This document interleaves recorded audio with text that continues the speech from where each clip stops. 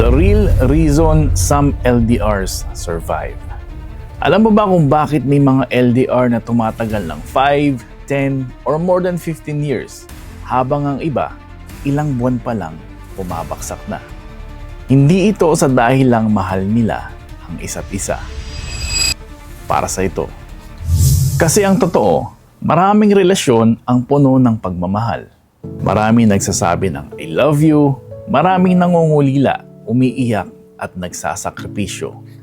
Pero kung love lang ang kailangan, bakit ang daming naghihiwalay kahit mahal pa nila ang isa't isa?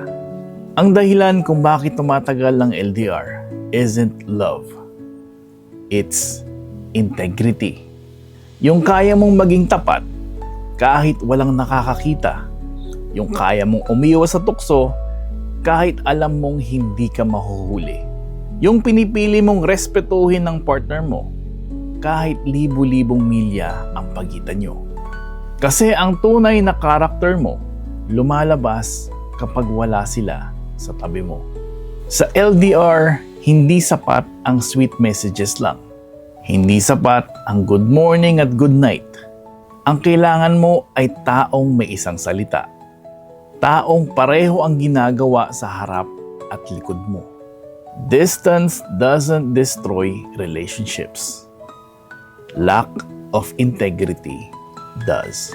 At kung may partner kang ganito, huwag mo na siyang pakawalan. Para sa'yo